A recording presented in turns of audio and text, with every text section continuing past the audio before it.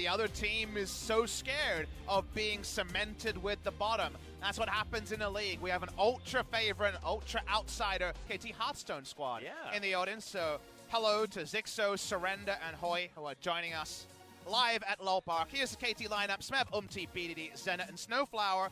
Been a while since we've seen Old Man score in the jungle. Yeah, haven't actually heard much from him. Not entirely sure what's going on there, but is a decent replacement. And also, when you think about the matchup between Clit and both of them going to be going up.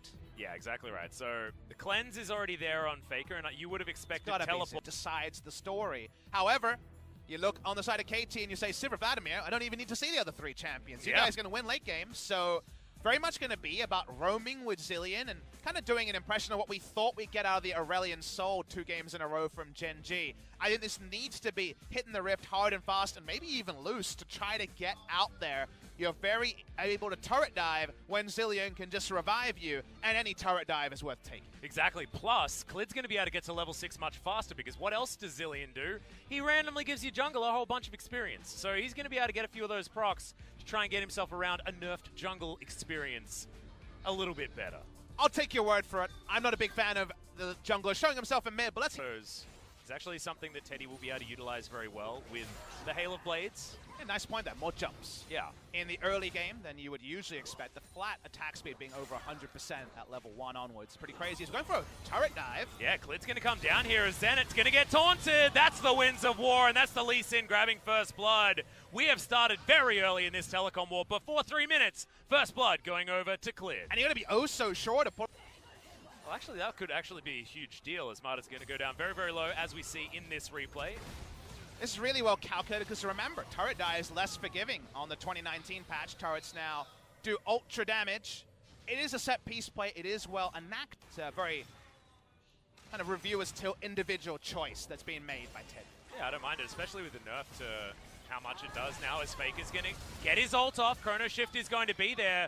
Thought they might want to try and wait that one out, but both BDD and Umti going to take a little bit of bomb damage, and no more Chrono Shift is available as Smeb. There's the flash forward, Tides of Blood, 1v1 solo kill. For a lane with a cull, things like this, didn't have the battle stats to take this on. It has to be an aggressive E. This is with misses the ult. Yeah, he misses the ult, and this is with no ally around, so it's not like he was looking for gank assistance, so that is a huge unfortunate trade. Doesn't matter.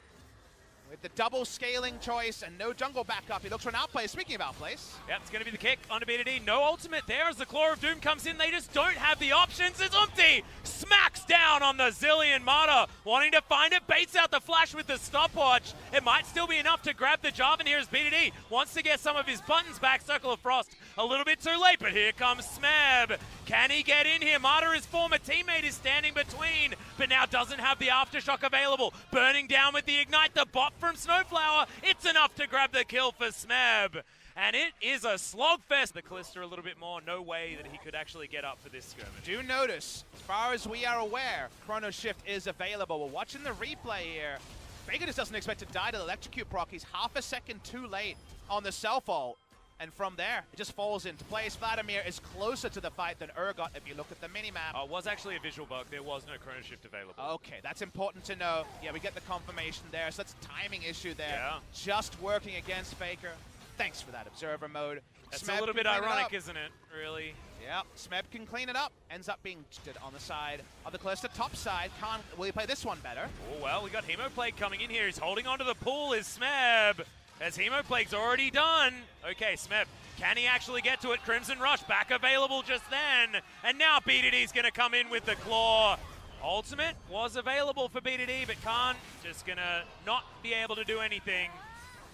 Nice timing there from BDD. And welcome back to the favor of SKT, but so many more turret plates actually coming down for SKT earlier on in this one as well. That Disdain missing was everything here in this matchup. And the other thing is, who's going to pull first, and can Khan hit the ultimate? He has to hit this one. Juke to the right there, not predicted by Khan. BDD comes up top. And there's really no counterplay after all of this, but again, Smeb has made some really... Still holding his position. This is so... Oh, it's not going to happen. Umti going to be able to take this one down as Circle of Frost is down onto Clid. Oh man, that timing was so beautiful as Marta's going to try and get them out of there. Smeb dives on forward. That's 3 members hit with the Hemoplague. Frozen Tomb comes down as Faker does revive himself and is going to be able to get out of there. So much AP already built up, has full health when he comes out of it, but Zenit is already able to grab the kill. The Callista is going to go down. KT may have found their team fight and the Dragon, and that's 3 dead on the side of SKT. Both teams were flipped on the wrong side. Not going to reward an objective to KT, but these are the team fights later that should be more reliable. Smeb just says, this is my time to shine. Hard to argue with him with that much Wombo. Yep. AP, AoE flanks, Papa Smithy, and Smeb. Name a more iconic duo. We saw his cannon already. It was wanting, but his Vladimir looked great, even if, just as long as you don't look at that proto belt in the wrong direction. Used it to try and create distance between himself and his opponents because he was very low. There's the man on your screen right there. Khan can't buy an ultimate on this Urgot. From Smeb, Vladimir. Okay, turret's going to be taken here as... Okay, Zenit, this could be the big problem. Flash forward, Khan is going to be able to pick up the kill. Then that is just a huge mistake. Snowflower going to be in trouble here as well as Smeb's trying to find the backline, but he doesn't want to take just one person. Fear doesn't land onto Smeb, but it's beyond death for Snowflower. Hemoplague underneath the turret as Smeb goes into his Zhonya's. Has himself the Crimson Rush, but I just don't think it's going to be enough, and it's not. SKT, they find the fight. BDD can't do anything. Cast a Curse's turret, and they may lose the game from that decision. That was 100% a flub. Absolutely a flub there from Zenit. Really unfortunate stuff. You can understand, you know, the rookie of the team going to be the one to make that one happen is Umpty. He's a fear beyond death away from dead, and it doesn't even matter. The bomb goes off. See ya. Gold for a static shift sitting in his back pocket as well. I mean, it's just almost unforgivable. And look at the minimap. Sorry to cut off. Look at the minimap. He doesn't know very much. They don't have any forward vision for him to be overextending for this play. Goes down to the Ignite, coming through from Khan, cycling it out of the unsealed spellbook. And then everybody's out of position because Shiv, Rapid Fire Cannon, i.e. Sivir, greeted for an outer turret. And unfortunately, that is inexperience versus experience. There's no lapping up that mess. There's no making it all right again. That's spraying paint all over Picasso and then asking for a duo. Yeah, exactly right. You're not going to wash that one off. So really unfortunate stuff for Zenit. You could imagine he's definitely kicking himself at this point. This replay is going to continue picture in picture. Goes for a pick onto Zilean, I guess, with ultimate up, and then dies to the Urgot TP. So that's not a rookie mistake. That's a, unfortunately, brazen mistake. There was one mistake, and they capitalized about as much as you possibly can onto it. Marta does have flash, so that taunt needs to be respected. And they're just going to break open the base slowly but surely. And this game went from easy to very, very, very, very hard. For KT in an instant, but can Umpty actually make something happen? On the Hunt has been popped, as Fate's call is going to be in. KT looking just to wait it out. Is the Galio going to move forward, and SKT take... And minimize the chance of KT ever getting a Wombo. Vladimir walking through mid lane. This is 3v4. They're trying something. Fate's call. They're looking for Zenit, but it's a great spell shield once again. Umpty going to put his whole team in the Cataclysm and is taken out for it, but Zenit is free hitting on the backside. There's the flash forward from Smeb as Faker goes into the Chrono Shift. Teddy can't re-enter the fight, and now Khan has to be the protector of this squad. Smeb goes golden. Zenit still in the back line. He gets exhausted here from the Urgot, but he has to disdain to get himself out. Faker, can he actually do enough to help this fight as Marta wants to be the hero? Not going to land the taunt though, and KT, they may have found the team fight. The Frozen Thralls are in, and Faker's going to grab that first kill. Now Khan with the Purge. The shield is there. One more crit, and Zenit will get rid of this guy as Callista's top side. In fact, Teddy's given up on this fight completely, and somehow... That's the only good news KT can take from this. We have a look at this team fight. It was certainly messy. Definitely. They just decide to hard engage. It's a huge engagement called by the side of KT. Teddy with the instant cleanse. But notice that Teddy and his positioning in this fight, he's trying to kite upwards, can't walk past Vladimir. He actually never re-enters the fight after this. He goes topside, and we're just watching the bot side as Lissandra just zones away. The Callista, if there was no 8,000 gold injection to SKT, you can't be even competitive on the bot side here, but they're able to continue fighting out. And remember, if we get a repeat of a team fight like this, there will in fact be the Elder Dragon buff, and the Elder Drake means more damage from the Urgot, that's for sure, with his high attack speed on W. Yeah, he sticks in it, but they're just going to move away. They're trying to follow the minion wave and get a third inhibitor of the game. They should be able to. 2 inhibitors have respawned, KT have to do something. They KT, want to yeah, fight. they just dive on top of this Baron. And now SKT has to go to them. This could be a good opportunity for KD to make something work as Umti is going to dive on forward. Teddy's put in a cage, but he just jumps out. It's no worries there as Jarvan. Has he actually caused enough disruption? The flash out from Khan, who wants to get it. Yeah, the Chrono Shift, sorry, not going to get utilized. Has to eat Honey Fruit instead. There's now Smeb. No Hemo Plague, but they want to KT stop have their a bit backs, of a... but Teddy's so big! Yeah, I know. He's trying to find the Ren sets, the pool. Is it going to be there? Clid just kicks him to death. The Vladimir is going to die, and he has his Guardian Angel to stay alive. BDD, can he cycle enough as the ultimate is going to come in? And Zenit gets a double kill. Khan, can he get the 1v1 as the spell shield is in? Teddy is on the hunt, though. 1 versus 2 is what it feels like as Zenit slowed down a couple more of these crits, and Khan is just going to die. The ricochet is so strong. Oh! Just the tip, not enough from Zenit as Faker wants to come on over. 1 versus 3, Zenit against the world. This could be his redemption. But SKT, they're trying to find it. 1 more crit, the slowdown. There it is. The ultimate's going to land, but the spell shield is going to get that one as well. Chrono Shift. It brings Faker back alive again. Full health now available for the Chrono Shift. The Sivir living there actually breathes more life in the game. Well, Zenit giveth, Zenit take it away as Umti dives on forward. He has to sacrifice himself here, but the rest of the fight is a lot of Sivir free hitting, Papa. The good news is he dies so fast that Fear Beyond Death doesn't fear 3 members of his team rushing in to contest the Baron.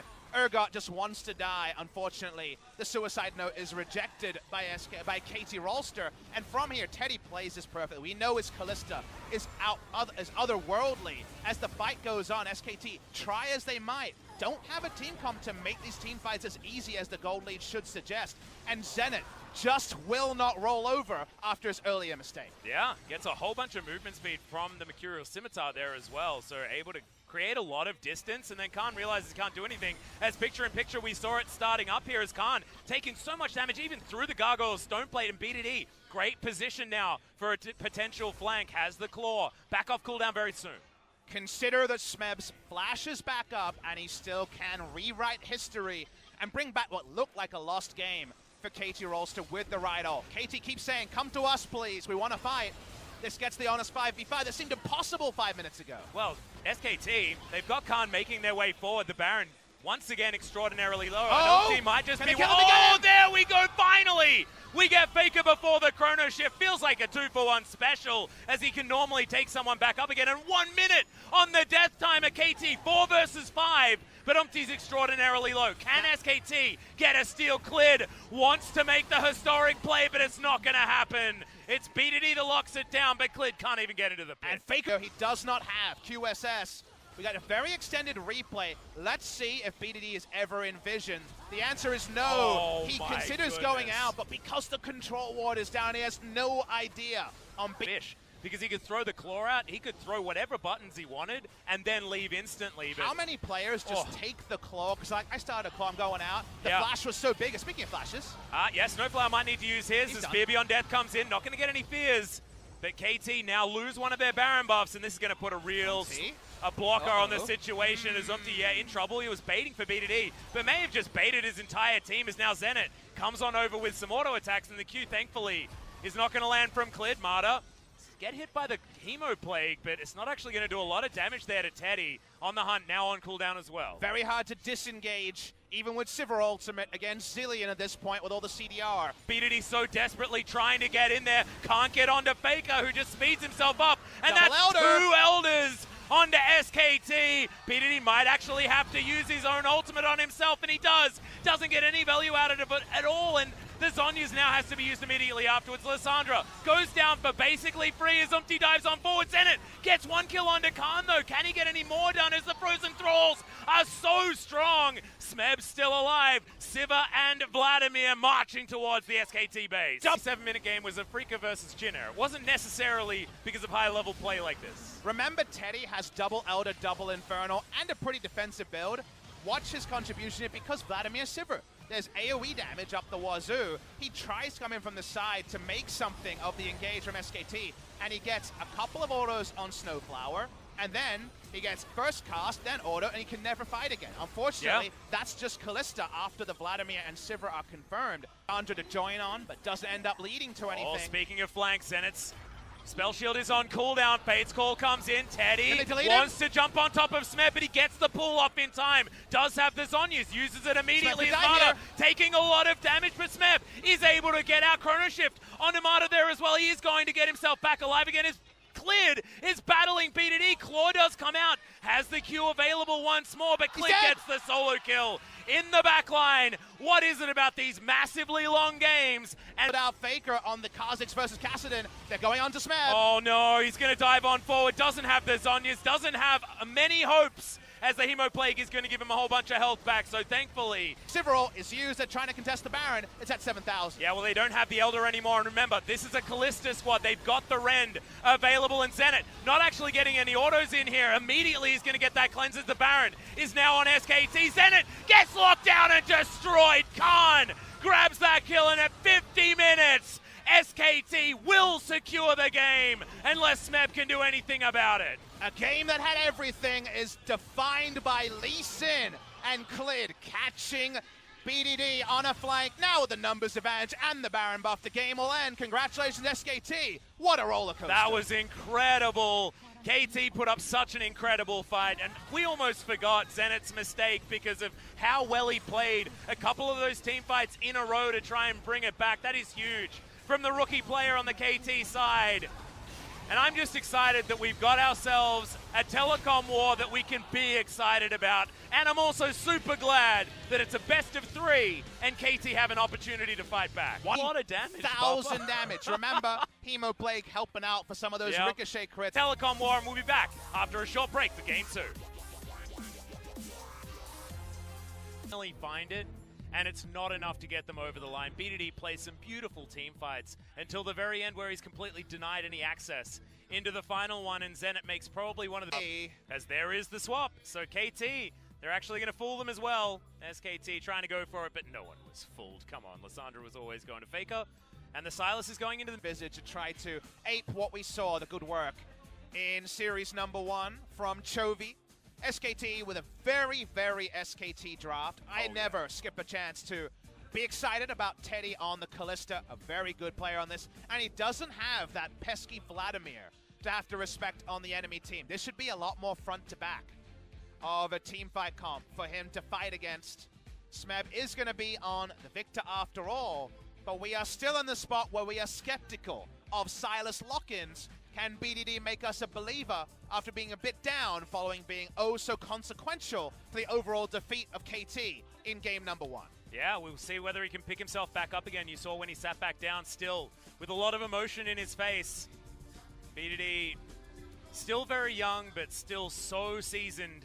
A veteran here as we move into game number 2. Urgot appreciates the backup of Clid. Yeah, Clid comes in and very aggressively places Shelly down. Mata going to move on up as Hero's entrance is available.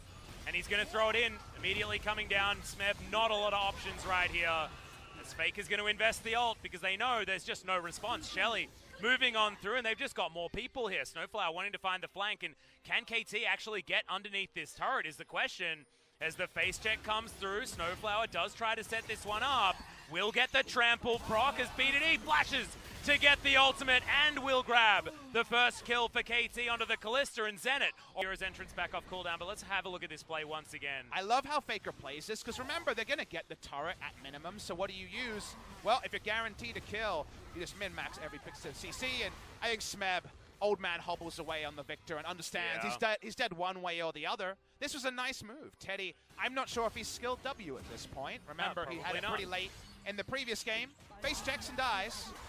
And they get his flash and his heal out of it as well. And I feel like heal was SKT's side, whereas it was 5-1-0. So SKT with the plate lead, as now we're trying to find a fight on the bottom side of the map. Snowflower wanting to get this trample in there. is most likely going to do so, and it lands onto Khan. Snowflower grabs that kill as well. Kick back onto Zenit, but he's going to survive for the moment as Faker gets his ultimate stolen away. He's going to be used against SKT here as well. There's the flash forward. Huge pulverizing headbutt back there from Snowflower. He dies, but he's done his job, and Marta's going to get traded. KT are team fighting beautifully today. Also, that will be a Zeal most likely, and let's have a look at this one again. Okay, so it wasn't Fate's call. We start with the Urgot ult, as far as I know. We'll watch the replay here. I'm still getting used to tracking all the craziness, the current patch. Ult misses from BDD, and watching the play was just a flash to toggle it all. But the fact that Urgot goes so early means he's cut off. They take him down with not really a lot of health taken on the side of KT, and then the re-engage happens here. Flash Pulve is all it is. The Fate's Call used, but it's the Fate's Call on the side of SKT. Yeah. So it's not about the Sylas this fight like we might say in a future fight, just about SKT being too bold and answer making, but walking up and contesting Lissandra and all the pick power of SKT. It's not smart for KT, so they will give up. That Drake there, not happy that it's a mountain. Timing out is that BDD ult, you'll notice. Yeah, Circle of Frost is going to be there as the Frozen Tomb lands onto Umpty. They are going to be able to get this Jarvan, but can they get more is the question. BDD ducting his way out is going to be okay for the moment. About the Rend, KT needs to get a ward on it fast. Mountain Drake available here as well for SKT, but is this even going to get turned off? Because they can make this a 50-50 very effectively as Zenit trying to throw in these ricochets. The Baron does go down, but can KT actually find the fight? BDD trying to find his way in. Cow is going to go down, and SKT will just get out.